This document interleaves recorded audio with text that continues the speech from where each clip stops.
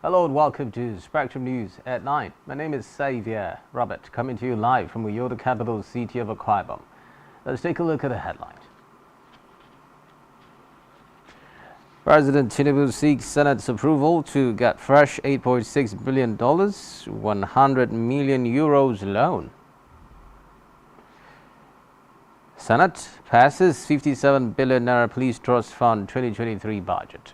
Plus, Paris mayor quits X, calling social media platform vast global sewer. Details of these stories and more in a moment.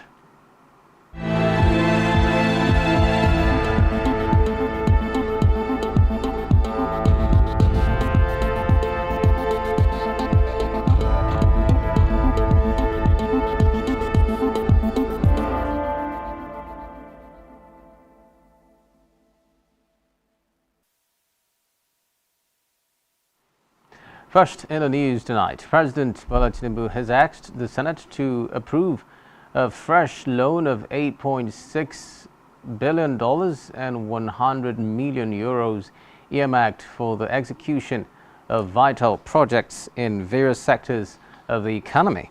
Tinubu made this known in a request letter read at the start of plenary today by the President of the Senate, Godswill Akpabio. He added that projects to be funded with the loans were determined based on economic evaluation and the expected contribution to the country's development. Meanwhile, President Bola Tinubu has written the House of Representatives seeking the approval of the Green Chamber for $8.6 billion and 100 million euros external borrowing plan for critical infrastructure in areas such as power, roads, water, railway and health. The President also forwarded the Federal Capital Territory supplementary budget to the House for consideration. Meanwhile, the President will present the 2024 budget to the National Assembly on Wednesday. This was after the Federal Executive Council (FEC) approved a 2024 budget of 27.5 trillion naira. In the meantime, President Bola Tinubu is confident that his administration's renewed hope agenda can build a $1 trillion economy within the next decade. According to the President, the $1 trillion economy can be further facilitated by ongoing efforts on job creation, access to capital for small and large businesses, inclusiveness, the rule of law, and the fight against hunger, poverty, and corruption. He stated this today in Abuja during the opening session of the 2023 National Engineering Conference, Exhibition and Annual General Meeting of the Nigerian Society of Engineers (NSE). Represented at the event by the Vice President Kashim Shettima, the President maintained that with its rich population and resources, Nigeria can become a $1 trillion economy within the next 10 years. Elsewhere, President Bola Tinubu will on Wednesday depart Abuja for Dubai, the United Arab Emirates, to attend the COP28 Climate Summit, also known as the 28th United Nations Climate Change Conference, a conference of the parties of the UNFCCC.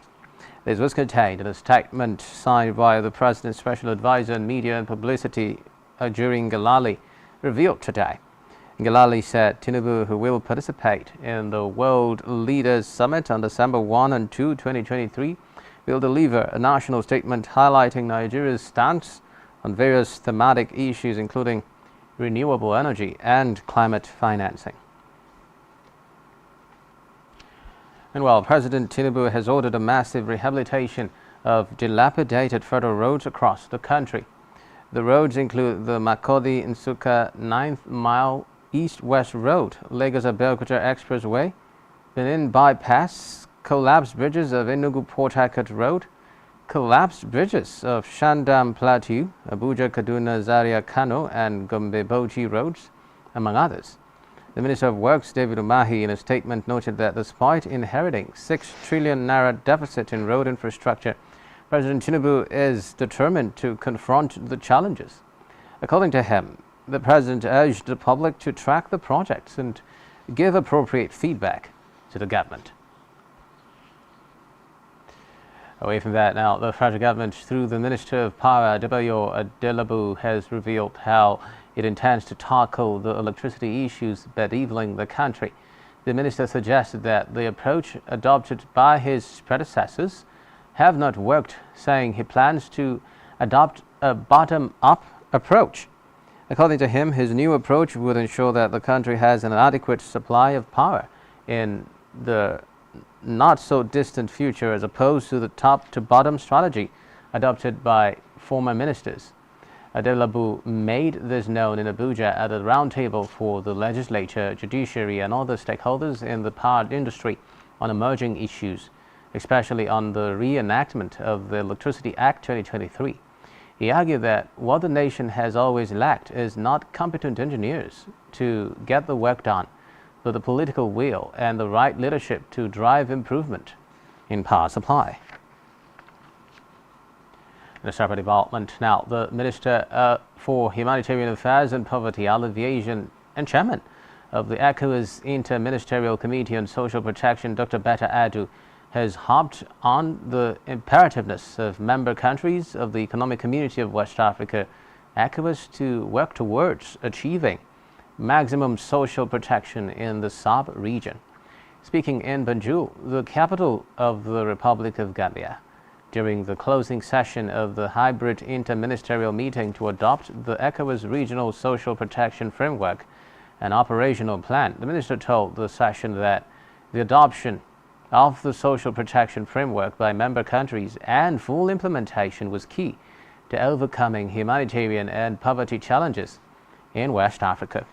Edu described the meeting as crucial and remarkable, as it was expected to grow the great initiatives and long-term efforts of the ECOWAS Commission with the support of partners in birthing the social protection instruments in the sub-region.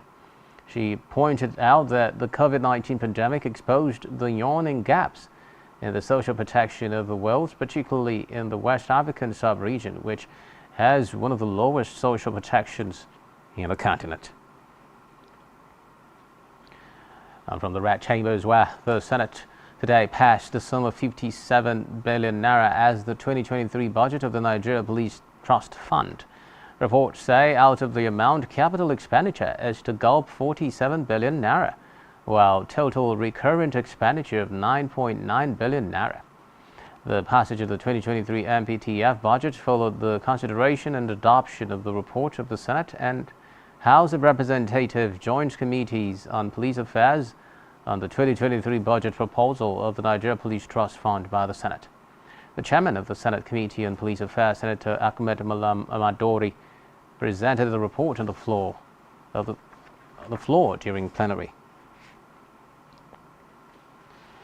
Meanwhile, the Senate has granted the request by President Bola Tinubu to hold a joint session for the presentation of the 2024 budget on Wednesday, that is tomorrow. This is coming a day after the National Assembly, through its Secretary of Research and Information, Dr. Ali Bade Umoru, announced that the President will address the Parliament on Wednesday, November 29. Recall that Tinubu 3 weeks ago forwarded to both chambers of the National Assembly the 2024-2026 Medium-Term Expenditure Framework and Fiscal Strategy paper, where the sum of 26.1 trillion naira was proposed as the total expenditure profile for the 2024 fiscal year. In the meantime, the Senate has approved the appointments of chairmen and members of the Federal Civil Service Commission, FCSC. Recall that President Bola Tinubu in October appointed Professor Tunji Olaokpa as chairman of the Federal Civil Service Commission. Tinubu also appointed 11 others to direct the affairs of the country's civil service with effect from November 30, 2023. The Senate has now confirmed the appointment of Professor Tunji Olaokpa as chairman and Dr. Dauda Jallo, Edet Eyoma, Chamberlain Ngwele, Rufus Godwins, and Dr. Damu Hussain as members.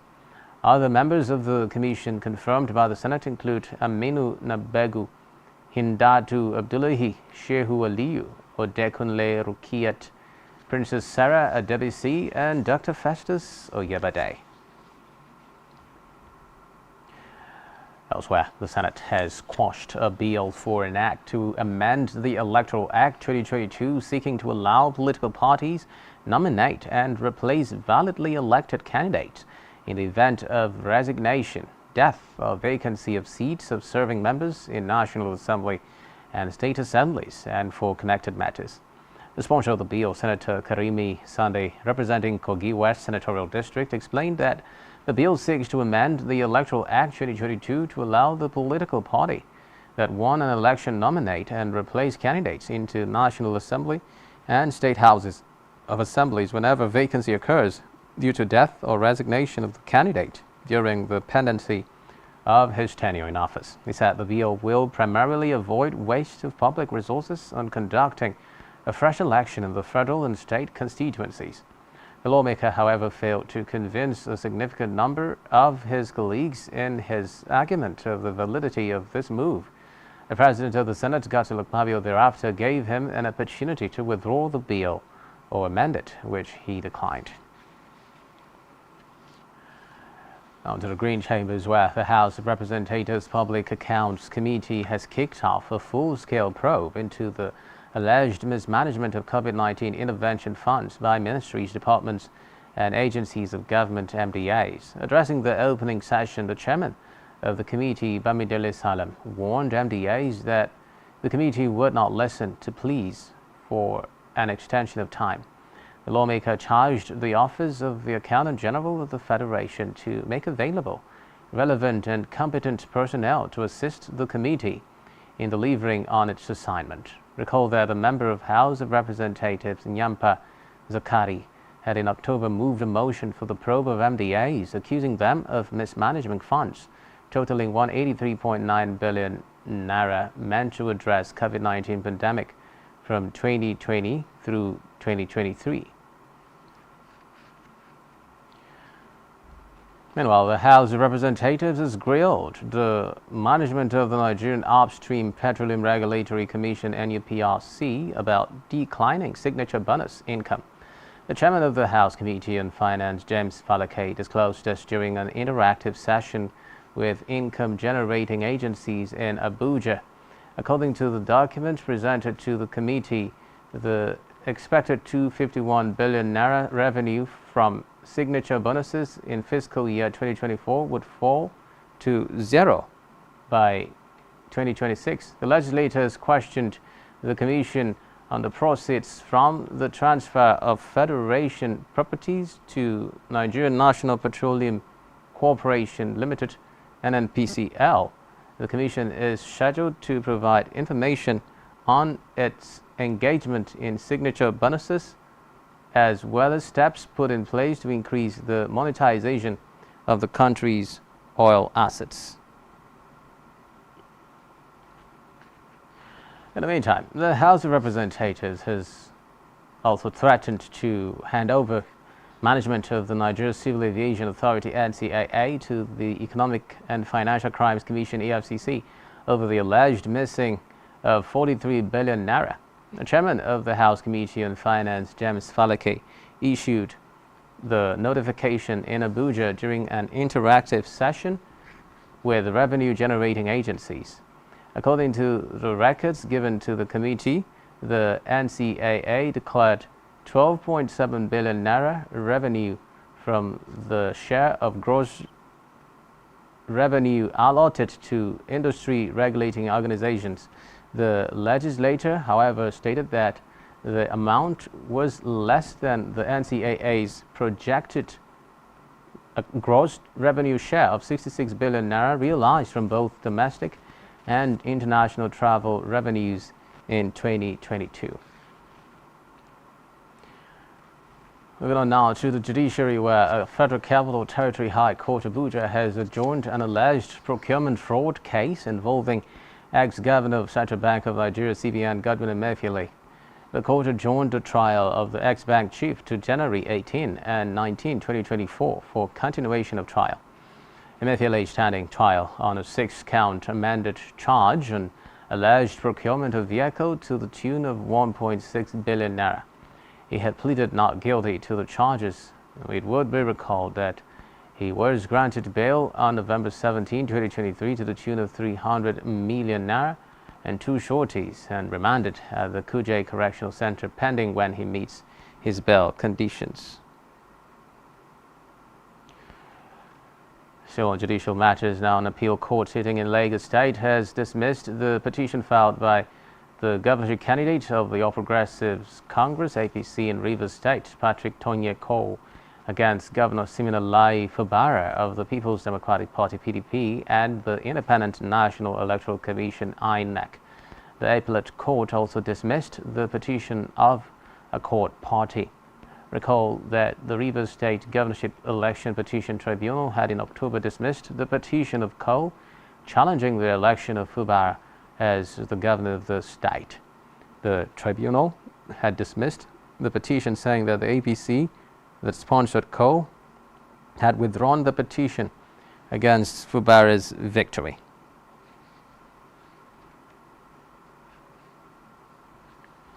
Meanwhile, the Court of Appeal sitting in Abuja has sacked the Deputy Speaker of the Bauchi State House of Assembly, Jamilu Barade of the People's Democratic Party PDP. The 3-man panel of justices, in its judgment, nullified the judgment of the Bauchi State House of Assembly Election Petitions Tribunal, which had initially confirmed Barade as the duly elected representative for Bauchi Central State constituency.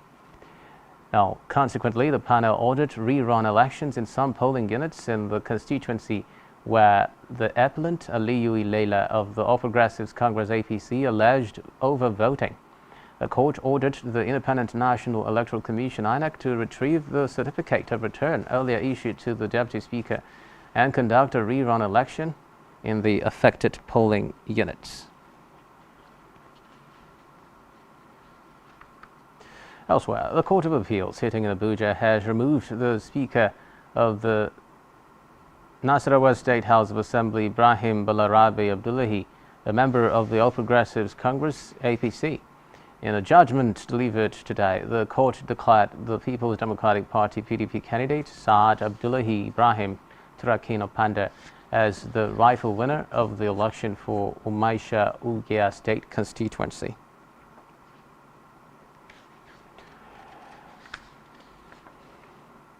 Still to come in the news. Cocoa futures rise to 46-year high. Just stay with us.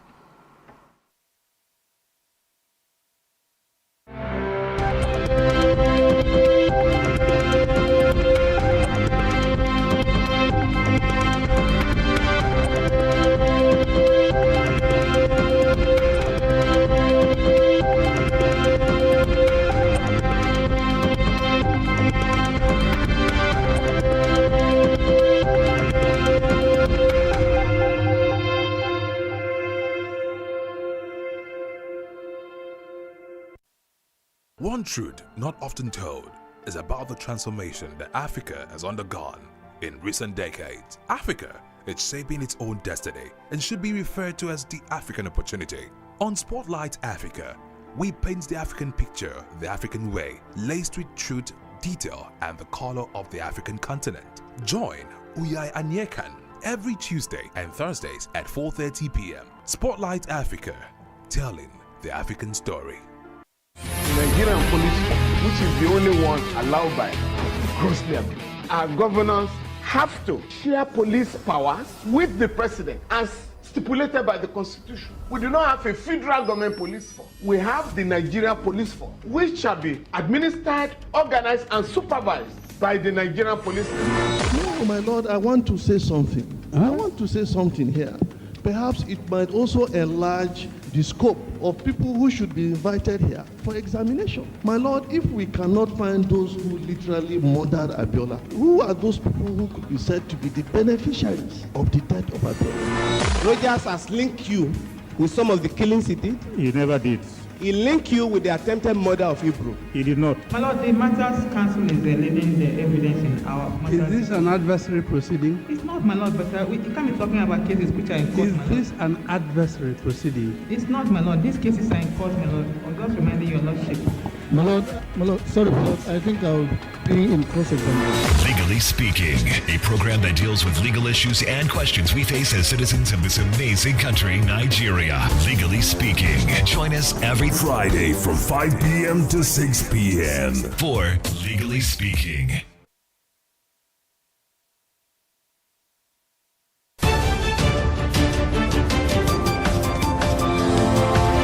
Every day marks a day of significance. That in view of the apology tendered by this former minister who had earlier been cleared by this August Assembly, as we face critical issues, developments and events which shape our social and political landscape here in Nigeria and beyond. Political Spectrum is a program specially designed to help make sense of all the moving parts of developments and occurrences in our nation's polity and political economy. There is nothing wrong with Nigeria, but there's everything wrong. The educational history of public figures holds significance beyond mere biographical details. From executive, legislative and judicial developments at national and subnational levels to international diplomacy and relations. Join us for exclusive interviews with key political figures, expert opinions, analysts, thought-provoking conversations for and against, shedding light on the major issues that matter. We will always keep you updated on the most factual, smartest and unbiased reportage. Stay tuned to Political Spectrum. Political Spectrum. All sides matter at the round table. Political Spectrum. Exclusive to Spectrum Television.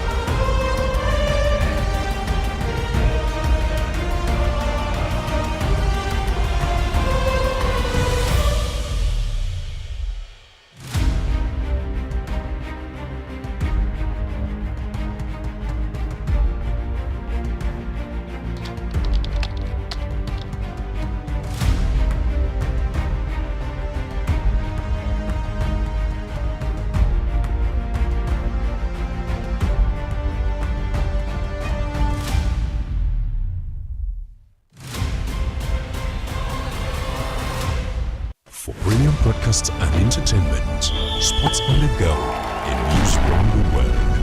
Watch Spectrum TV on StarTimes DTH Channel 421 and free-to-air frequency 12733.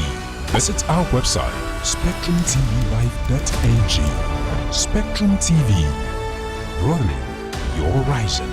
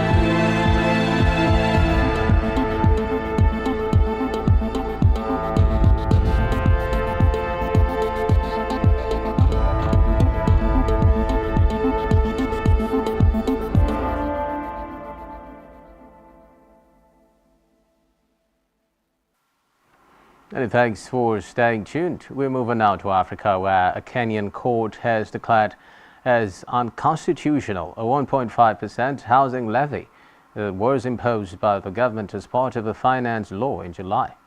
A three-judge bench ruled that the tax lacks a comprehensive legal framework and is irrational. Reports say the introduction of the housing levy, among other taxes, fueled protests amid a high cost of living. Meanwhile, the government has asked the court for a stay of the judgment for 45 days as it decides on the next course of action. 6 to 78 of the Finance Act amends Section 7 of the Kenya Loans Board Act 1999 by providing for the membership of Kenya Loans Board at Section 76.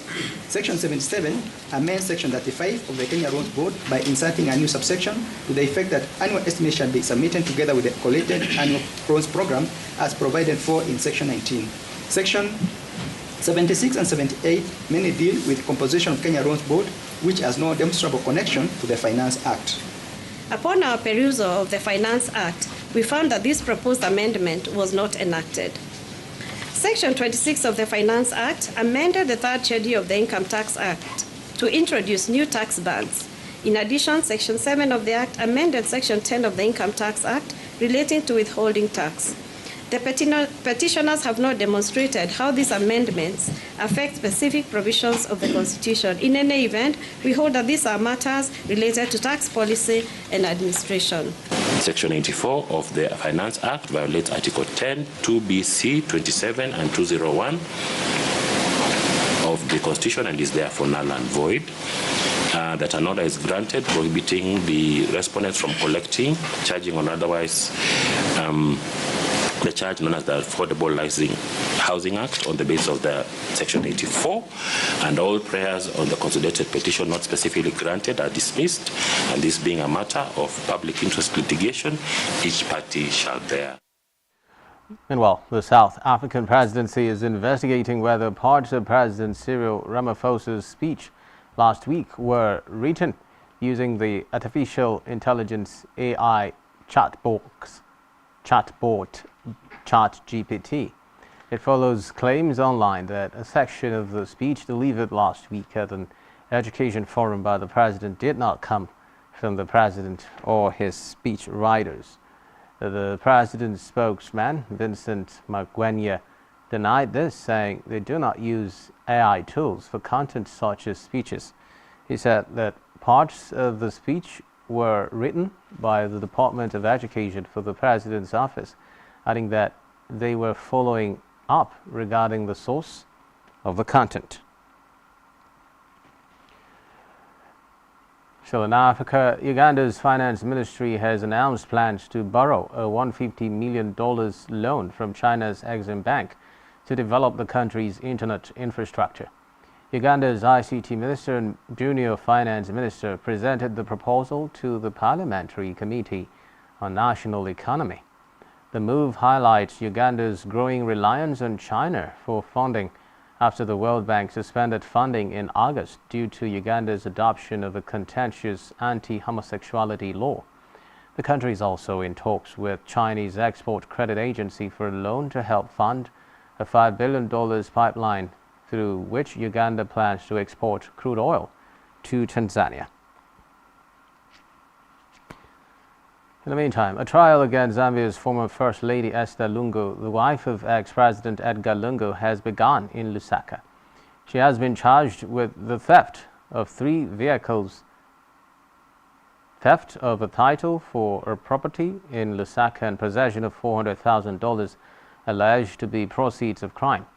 Reports say she is on trial alongside 2 police officers, and a witness told the court that Lungu forcefully took her car and the title deed of her house, as well as 2 cars belonging to her daughter. She added that the accused police officers coerced them into signing over the documents of the properties to Lungu. Meanwhile, Lungu and her co-accused denied wrongdoing when they were arrested over the alleged offences in September. Still in Africa, Malawi's government has announced plans to send 5,000 young people to work on Israeli farms, despite criticisms for sending 221 young people to the country last weekend.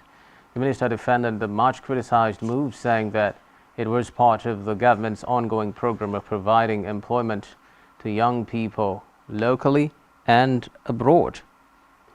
Meanwhile, Malawian opposition leader Kodwani Nkrumah had on Monday bashed the government during an interview with newsmen, accusing it of endangering Malawians by sending them to a country at war.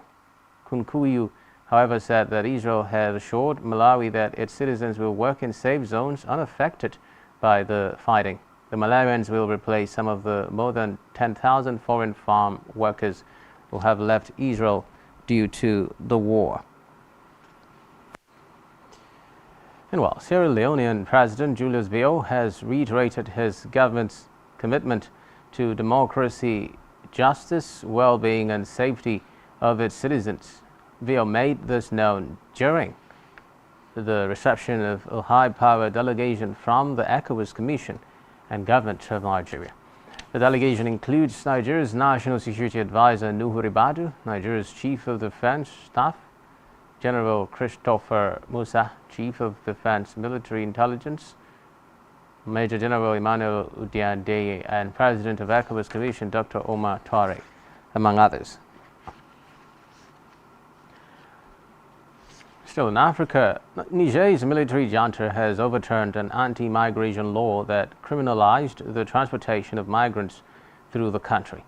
The junta announced the repeal of the law in a statement, noting that the junta leader, General Abdurrahmane Tiani, had signed a decree revoking it. Reports say the law was introduced in 2015 with European Union backing the help to help reduce the flow of West Africans to Europe. The foreign say now a joint UK and Ireland investment of more than £60 million is reportedly set to be announced to create 2 new science research centres to look at climate change. The announcement is expected to be made at the British and Irish Intergovernmental Conference BRIGC in Dublin. Reports say the centres will focus on areas such as biodiversity and food sustainability. According to the report, the announcement will be made by the Irish and UK Science Ministers Simon Harris and Michelle Donnellan, as well as Katrina Godfrey, the civil servant in charge of Northern Ireland's Department of Agriculture, Environment and Rural Affairs. Still on the forward scene, U.S. Secretary of State Antony Blinken's trip to NATO headquarters this week is reportedly to include additional stops in the Middle East. The United States Department said after Brussels, Secretary Blinken will travel to Skopje, Israel, the West Bank and Dubai. According to the department, during the various meetings, Blinken will stress the need to sustain the increased flow of humanitarian assistance to Gaza, secure the release of all hostages and improve protections for civilians in Gaza. He will also talk with leaders about the future of Gaza and the need to establish an independent Palestinian state. Meanwhile, Paris Mayor Anne Hidalgo said she was quitting Elon Musk's social media platform X, formerly known as Twitter, which she described as a global sewer and a tool to disrupt democracy. The 64-year-old socialist, who unsuccessfully stood for the presidency in 2022, joined Twitter as it was then known in 2009 and has been a frequent user of the platform. She accused X of promoting misinformation, anti-Semitism and racism. In the meantime, popular tech mogul Elon Musk has visited Israel and declared support for the war against Hamas. Musk said that there was no choice in Israel's resolve to destroy Hamas. Musk made this known during his meeting with Israeli Prime Minister Benjamin Netanyahu and other stakeholders in Svar, Israel. Musk arrived in Israel to meet with Netanyahu, President Isaac Herzog, other officials and victims of the October 7 Hamas attack, as well as the families of hostages, after being accused of promoting anti-Semitism with his social media platform X. The billionaire decided to visit Israel less than 2 weeks after he endorsed an anti-Semitic conspiracy theory on his X platform, which led to major companies pulling advertisements from the microblogging site. And now it's time for the latest business and stock market stories. Here is Blessing Dixon.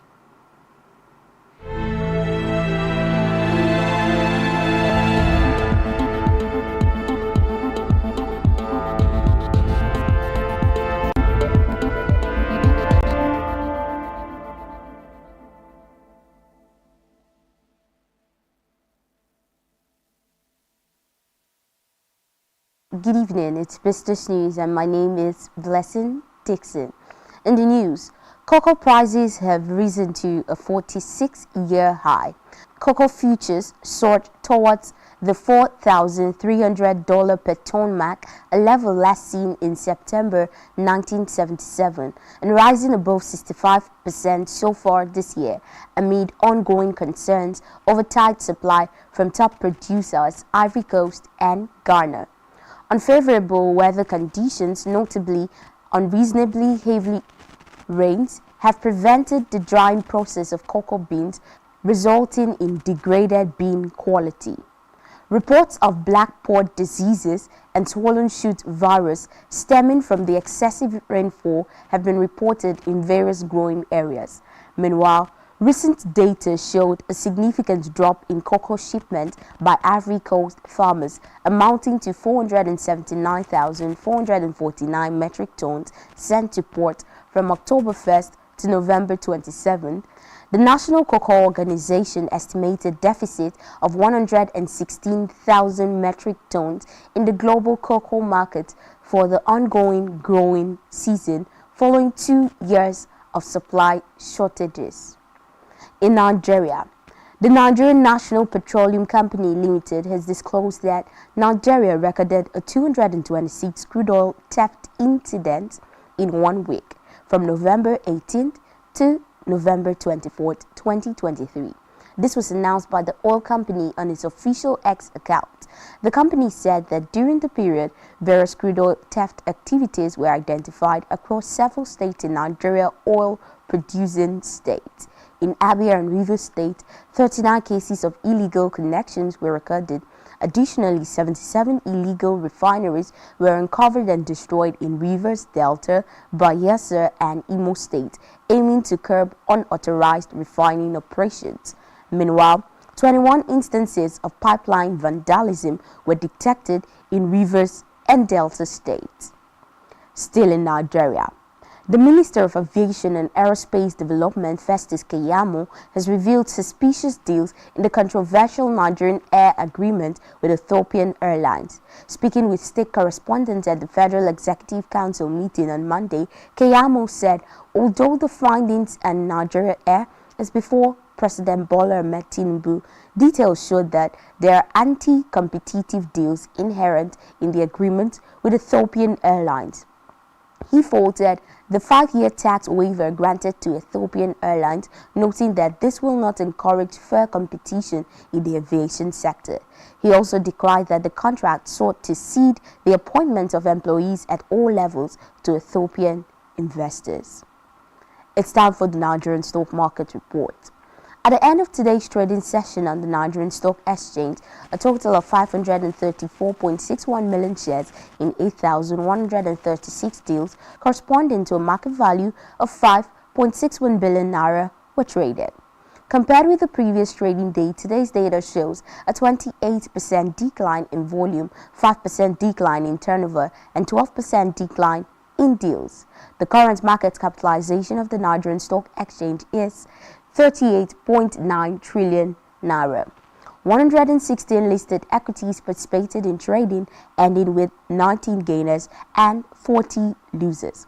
Consolidated Hallmark Holdings led the gainers with a 138 share price appreciation, closing at 1 naira 19 kobo per share. On the losing side, Omatech Ventures came out last with an end-of-day price depreciation of 10% at 81 kobo per share. Access Holdings recorded the highest volume of 52.4 million traded shares. This is all in business news. Many thanks, Blessing. Still to come in the news. Namibia qualified for 2024 Men's T20 World Cup. Do stay with us.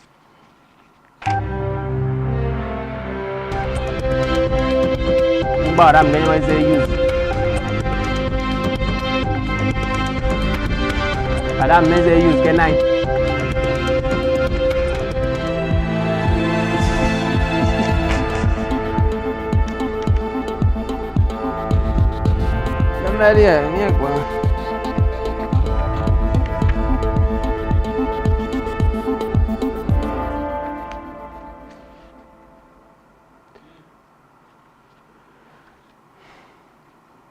Thanks for staying tuned. Now in health, medical practitioners have given reasons why people should maintain good oral hygiene at all times, disclosing that poor oral hygiene has been linked to serious health conditions like cancer, heart attacks, and renal failure.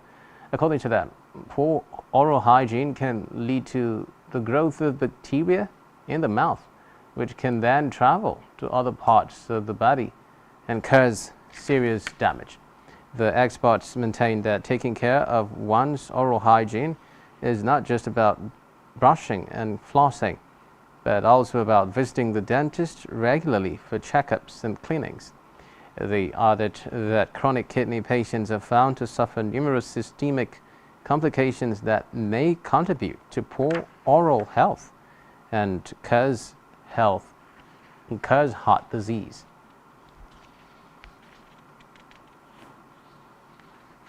So in health, medical experts have also warned that prolonged use of painkillers can cause irreversible damage to the liver and may even lead to death. They noted that depending on painkillers to manage chronic pain could damage vital organs of the body, especially the liver, if taken over a long period. The physicians explained that the reason over-reliance on painkillers could cause such massive damage to the liver and kidneys was because they reduced the production of prostaglandins, which they said are chemicals that help to protect the organs. According to them, painkillers can lead to severe health complications by destroying the body's natural defense mechanisms. Let's head over now to Isaac for latest sports stories.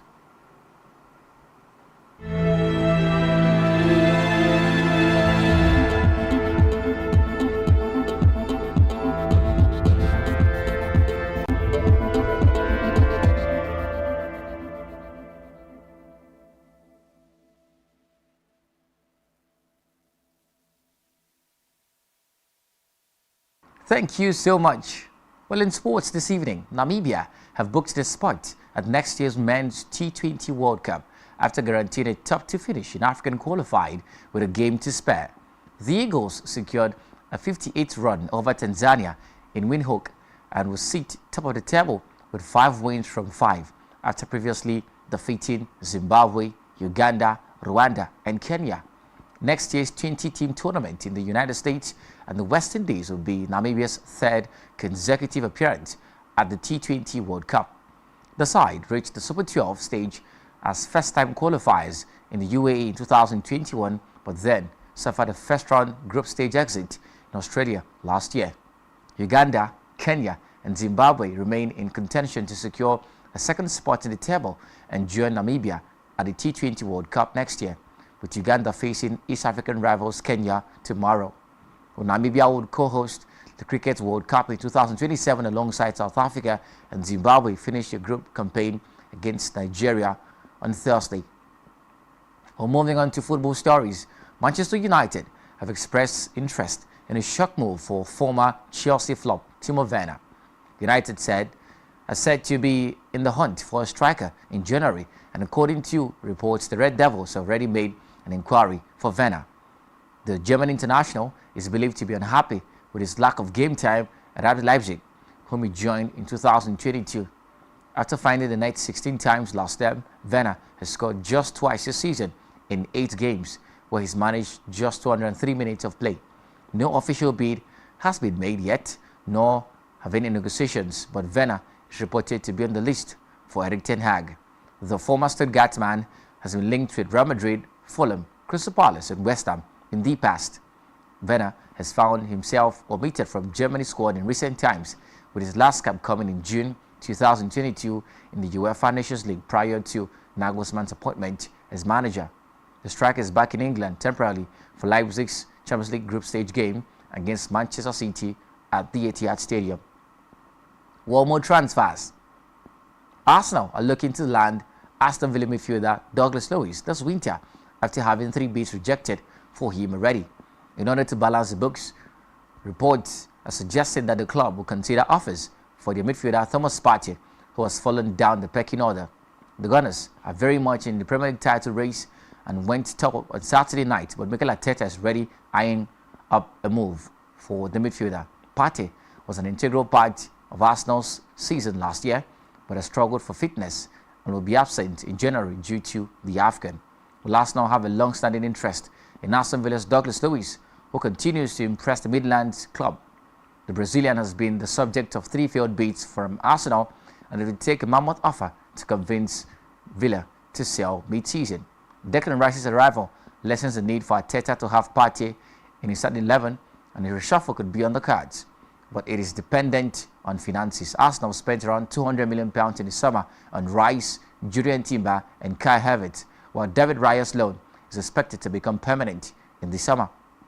Well, these are the stories we're tracking right now. Thank you so much and good evening. My name is Isaac.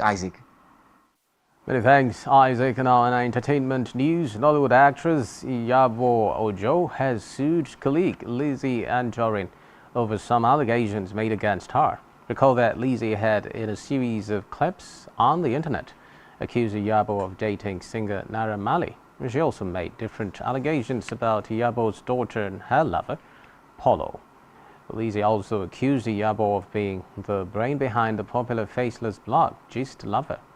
However, Iyabo Ojo, through her lawyer Olumide Alake, has written to Lizzie to demand an apology and payment of damages in the sum of 500 million naira.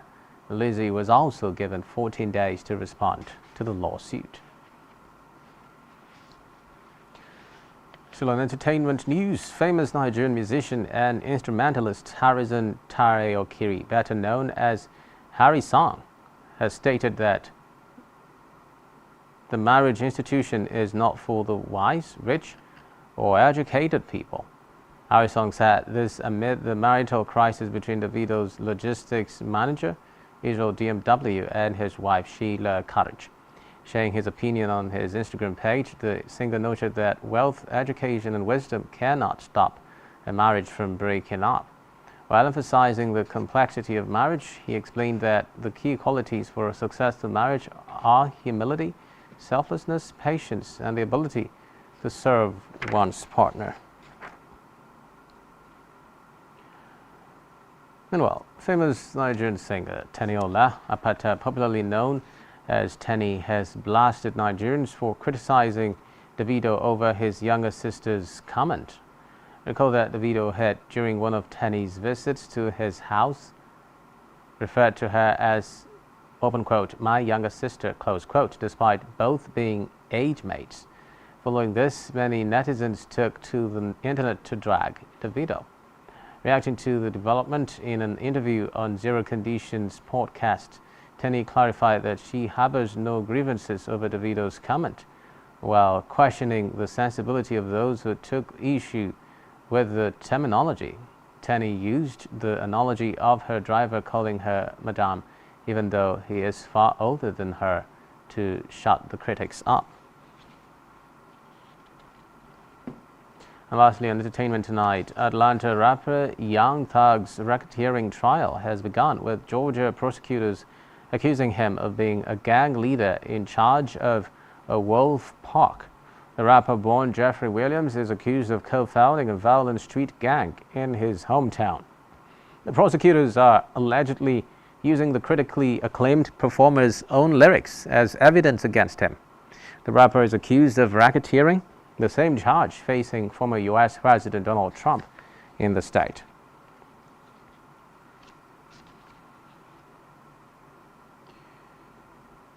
And that's all we have for you at this time. Do ensure to follow us on social media and subscribe to our YouTube channel, all of which you can find on our website, spectrumtvlive.ng.